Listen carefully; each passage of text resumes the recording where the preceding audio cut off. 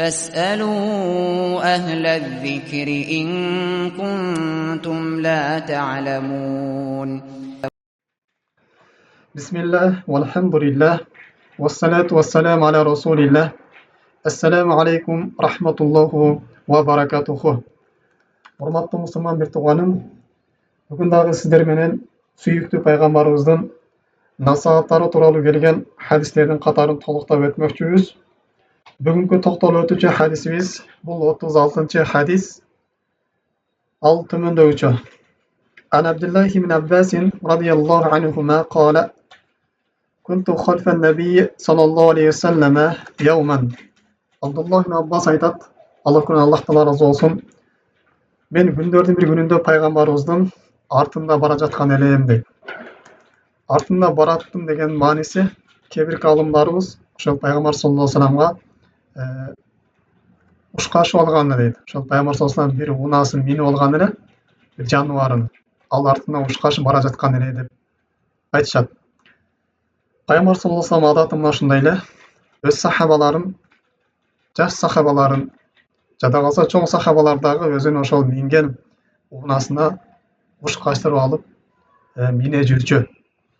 Ошол Абдуллах ибн Аббас пайгамбар саллаллаху алейхи вассаламга ушкашып бара жаткан кезде бул жаш бала болчу. Жаш балакат жашына жете элек жаш бала болчу. Ошондо пайгамбар саллаллаху алейхи вассалам ага карап: "Я гулам инни уаллимука калиматин." Эй балакай, мен сага азыр бир нече сөздөрдү үйрөтөмүн. Жакшылап маани бергин деп пайгамбар саллаллаху алейхи вассалам айтат. Ихфазиллака яхфазка. Аллах тааланын акыларын сактагын, Аллах таала сени сактайт. Ихфазиллаха тажидуху тужахака. Аллах тааланын акыларын сактагын, Аллах тааланы ар дайым сени алдыңдан табасын. Башыңа кандай проблема, кыйынчылык, бале кырс келе турган болсо, Аллах таала ар дайым сени менен, сени жакшылыкка багыштап, сени ар кандай жамандыктан коргоп жүрөт. Иде саалта фасалиллаха. Бир нерсе сурай турган болсоң, Аллах тааладан сурагын. Иде астаанта фастаин биллахи. Эгерде бир жардамга муктаж болуп кала турган болсоң, анда дагы Аллахтын өзүнөн гана тиленип, өзүнө гана таянгын. Wa'lam anna al-ummata law ijtama'at ala an yanfa'uka bi shay'in lam yanfa'uka illa bi shay'in qad katabahu Allahu lak. Билгинин, эй балакай, эгерде бул үммөттүн баары чогулуп сага бир пайда берүүнү каалай турган болсо, алар сага Аллах таала тагдырыңа жазып койгон гана пайданы жеткире алышат.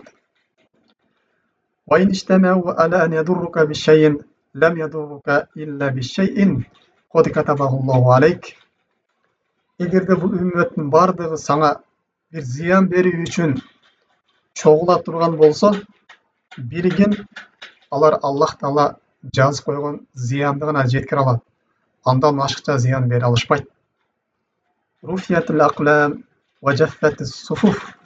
Анткени Аллах таала тагдырды жазып койгон калемдер көтөрүлгөн, жана кагаздар кургаган дейт. Бул хадисте имам Тирмизи өзүнүн Сунан китебинде чыгарган хадистердин катарында. Эми дагы урматтуу мусулман бир тууганым, мына ушул хадиске дагы бир аз түшүндүрмө берип өтө турган болсок, пайгамбарыбыз саллаллаху алейхи вассалам ушул жаш балага өтө бир негиздүү өзүнүн насаат сөздөрүн айтып атат. Пайгамбар саллаллаху алейхи вассалам ушундай эле өзүнүн сахабаларына ар дайым күйүмдүү эле, алардын дүйнөсүнө жана акыретине пайдалуу тие турган нерсени ар дайым аларга үйрөтүп койчу. Өзгөчө пайгамбар саллаллаху алейхи вассалам жаш балдарга чоң маани берет эле. Жаш балдарга пайгамбар саллаллаху алейхи вассалам өзүнүн ушунчалык улуу даражасына карабастан аларга таалим берет эле. Аларга өз насаатын айтат эле. Аларды ушундай жакшылыкка баштап, аларга бир пайдалуу сөздөрдү үйрөтчү. Пайгамбар саллаллаху алейхи вассалам мына ушул Абдуллах ибн Аббас жаш жигитке таалим берип атат. Биз дагы өз балдарыбызга, алар азыр жаш, аз эч нерсени түшүнбөйт деп таштап койбостон, биз дагы аларга дин таалими болсун, же дүйнө тааними болсун, кандай мүмкүнчүлүгүңүз боло турган болсо, аларга бир пайдалуу нерсени үйрөтүп коюшубуз керек. Өзгөчө мына ушул дин жаатына дагы, дин тарбиясына дагы, дин адеп аклагына дагы чоң маани беришибиз керек. Өзгөчө Аллах Таала парыз кылган намазга жеңил карабастан, ага кош көңүл болбостон, биз балдарыбызга ушул Аллах Тааланын акыларын баяндап үйрөтүп коюшубуз керек. Анткени Пайгамбар саллаллаху алейхи вассалам бул жаш балага биринчи Аллах Тааланы таанытып атат. Эгерде Аллах Тааланын жардамын каалай турган болсоң, эгерде Аллах Тааланын сени бир коргоосун, Аллах Тааланын ар дайым сен менен бирге болуусун каалай турган болсоң, анда Аллах Тааланын акыларын сактагын дейт. Ихфадиллаха яхфадка. Аллах Тааланы сактагын дейт. Бул жерде максат Аллах Тааланын акыларын, Аллах Тааланын буйруктарына моюн суңунуң, Аллах Таала чызып койгон чектен чыкпай жүр дейт. Жана Аллах Таала сага ошол парыз кылган амалдарга жеңил карабастан ар дайым аткаргын. Аллах Таала сага тыюу салган жерлерден алыс болгонуң, Аллах Тааланын арам кылган иштеринен, ар кандай бузук иштерден, ар кандай бейман иштердин ортосуна бир хижаб, тосмо кылгын дейт да. Андан алыс болгонуң, эгерде сен ушундай кыла турган болсоң, анан Аллах Таала сени сактайт дейт. Яхфазка дейт. Аллах Таала сени сактайт. Сени бул дүйнөдө болсун, же акыретте болсун. Сенин дин иштериң болсун, же сенин дүйнө иштериң болсун, Аллах Таала сени сактап коет. Аллах Таала сенин өзүң эмес, сенин бала чакаңды, сенин үй бүлөңдү, сенин туугандарыңды Аллах Таала ар кандай динде адашуудан сактайт. Жана динге бекем кылып коет дейт. Жана ошондой эле дагы адамдардын зыянынан сактайт. Кандай бир зыянкечтер болбосун, зыянкечтердин зыянынан сактайт. Жана ошондой эле бул Аллах Тааланын ар кандай келе турган бале кырсыктардан Аллах Таала сени алыс кылат. Жана ошондой эле дагы инсандын күчү жетпей турган жин шайтандардан сени Аллах Таала сактап коет дейт. Мына бүгүнкү күндө ар кандай жин оорулар көбөйүп атат. Бунун себеби эмне дегенде, биз Аллах Тааланын акыларын сактабагандык себептүү. Биз эртең мененки зикирлерге бекем болбогондуктун себеби, биз намаздарга бекем болбогондугун себеби, биз Аллах Таала арам кылган нерселерден алыс болбогондуктун себебинен мына ушундай жин оорулар көбөйүп атат. Жана ошондой эле Аллах Тааланын акыларын сактай турган болсок, Аллах Таала бизди ошол башка адамдардын бир көзүнөн сактап коет. Анткени бул көз тийүү дагы не акыйкат болуп эсептелинет. Биз адамдарды өзүбүздү көз тийүүдөн коргой албайбыз, же жин шайтандардын жамандан өзүн коргой албайбыз. Бир гана Аллах Тааланын акыларын сактоо менен гана биз өзүбүздү жин шайтандардын жамандыгынан коргой алабыз. Жана ошондой эле урматтуу мусулман тууганым, эгерде Аллах Тааланын акыларын сактай турган болсок, Аллах Таала биздин үй бүлөбүздү сактап коет, биздин туугандарыбызды, жана ошондой эле биздин бала чакабызды сактап коет. Мейли инсандын көзү тирүү болсун, же көзү өткөн болсун, Аллах Тааланын ошол көзү өткөндөн кийин дагы анын зурриятын ар кандай диндеги адашуудан, жана дагы дүйнөдөгү ар кандай бале кырсыктардан Аллах Таала өзү алыс кылып сактайт. Жана ошондой эле дагы кыямат күнүнө барган кезде дагы Аллах Таала бул пендесин азап кабырынан сактайт. Кабырдын азабынан, жана ошондой эле тозоктун азабынан дагы бул пендесин Аллах Таала сактап коет. Анткени Аллах Таала Кур'ан Каримде берет: "Васари'у иля магфиратин мин раббикум ва джаннатин ардуха ас-самавату вал ард уиддат лил муттакин." Силер Роббуңардын кечиримине жана асман жерден кенен болгон бейишке шашылгыла дейт. Албетте ал бейиш муттакиндер үчүн, такыбалар үчүн даярдалган дейт. Аллах Тааланын акыларын сактагандар үчүн, Аллах Тааланын буйруган буйруктарына бекем болгондор үчүн ушул бейиш даярдалып коюлган дейт. Дагы урматтуу мусулман бир тууганым, биз Аллах Тааланын акыларын сактай турган болсок, ар дайым Аллах Таала бизди колдойт. Бизде ар дайым Аллах Таала биз менен бирге болот. Биздин өзгөчө биздин басыбызга бир түйшүктүгүн келген кезде дагы Аллах Таала бизге мына ошол түйшүктөн чыгып кетүүчү бир жол берет. Аллах Таала өз сөзүндө айтат: "Инналлаха ма'аллазина тақау валлазина хум мухсинун." Албетте Аллах Таала такыбалар менен жана жакшы иштерди кылгандар менен бирге дейт. Башка бир аяттарда Аллах Таала не дейт? ин тансуруллаха янсуркум ва юсаббит акудамакум. Эгерде силер Аллах Таалага жардам бере турган болсоңор, бул деген Аллах Тааланын динине жардам бере турган болсоңор, Аллах Тааланын өкүмдөрүнө бекем боло турган болсоңор, Аллах Тааланын динин үйрөнүп, жана ушул динди өзүңөр амал кылып, жана башкаларга жеткире турган болсоңор, Аллах Таала силерге жардам берет. Ва юсаббит акудамакум, жана силердин кадамыңар бекем болот. Өзүңөрдү ушу динде адашып кетүүдөн, ушу динде бекем диңерге дагы бекемди кошуп берет. Жана ошо менен кыямат күнүнө барганда дагы Сирот көпүрөсүнөн Аллах Таала сенин кадамыңарды бекем кылып өткөрөт дейт. Демек, урматтуу мусулман бир тууганым, биз Аллах Тааланын өкүмдөрүн сакташыбыз керек. Аллах Таала бизге бир нече буйруктарды буйруган. Аллах Таала Кур'ан Каримде хафиду аля салават ва салатул вуста, силер намазыңарды сактагыла деген. Жана өзгөчө ортоңку асыр намазыңарды сактагыла деген. Башка аяттарда Аллах Таала силер өзүңөр берген убадаңарды сактагыла деген. Башка аяттарда Аллах Таала силер өзүңөрдүн намустуу жериңерди сактагыла деген. Ар кандай зинадан алыс болгула деген. Силер өзүңөрдүн тилиңерди сактагыла деген. Силер өзүңөрдүн көзүңөрдү Аллах Таала арам кылган жерден сактагыла деген.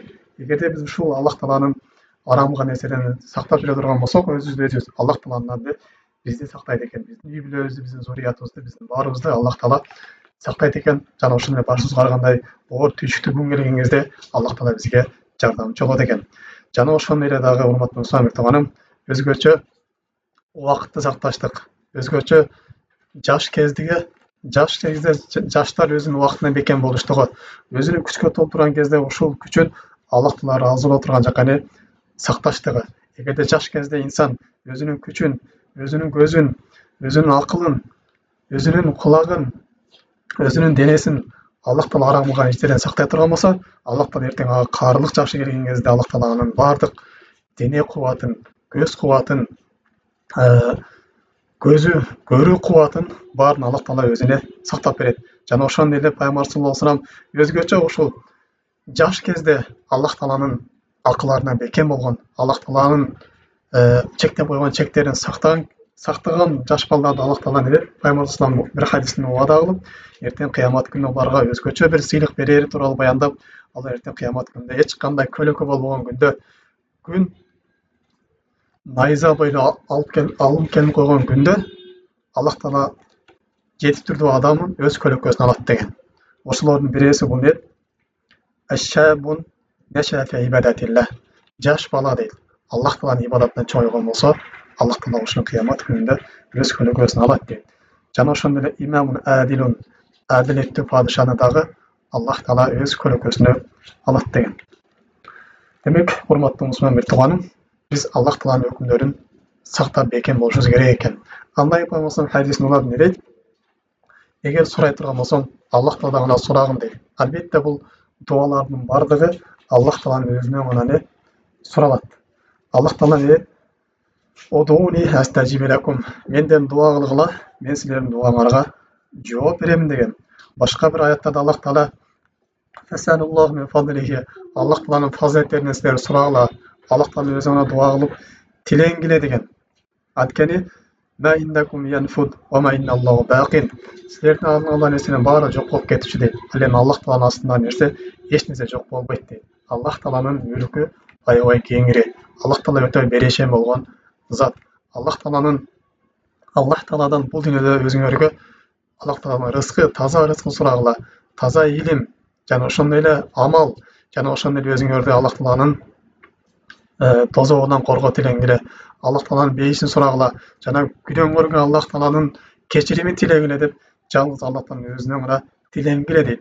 Ал эми Аллах Тааладан башка бирөөдөн сураштык, башка бирөөгө дуа кылыштык, бир ташка барып алып, же бир даракка барып, дагы бир кабырга барып, дагы бир олияга барып дуа кылыштык бул шариятыбызда кайтарылган ширк амалдардан болуп эсептелди.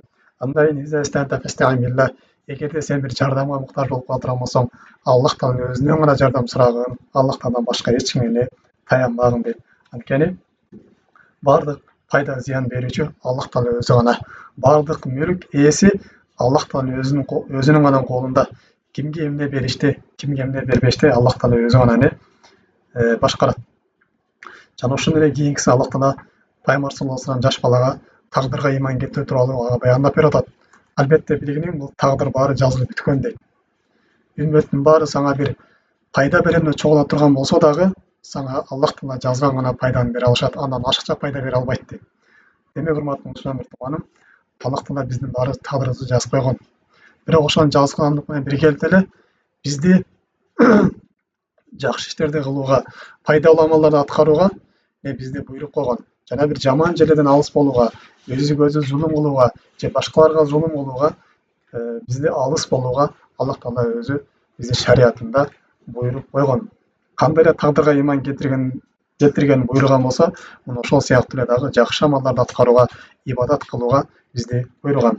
Жана ошону да билгин дейт, эгерде сага бир проблема, мүшкүл жете турган болса, бунун баары Аллах Тааланын тагдыры менен сага келди дейт. Же болбосо адамдар сага зыян берип турган болса, Аллах Таала гана жазган зыянды сага бере алышат дейт. Сага бир пайда келген болса, же зыян келген болса, бул Аллах Тааланын тагдырынан деп сен иман келтирген дейт. Каддараллаху ма шаа фаала. Аллах Таала мага тагдыр кылды, мына ушул нерсе болду дейт. Аллах Тааланын тагдырынан наразы болуп, сен кайгырбагын дейт. Албетте Аллах Тааланын жазып койгон тагдырында, Аллах Тааланын каалоосунда бизге сөзсүз түрдө жакшылык бар. Биздин акылыбыз жетпеген, Аллах Тааланын өзүнүн даанышмандуулугу, Аллах Тааланын ал жерде жашырып койгон сырлары бар. Демек, урматтуу мусулман бир тууганым, ушу менен бүгүнкү сабагыбызды жыйынтыктайбыз. Аллах Таала баарыбызга пайдалуу илим берген болсун, жана алган илимибизге амал кылууга өзү жардам берген болсун. Субханакаллахумма бихамдик, ашхаду ан ла иляха илля анта, астагфирука ва атубу илейк. Ассаламу алейкум ва рахматуллахи ва баракатуху.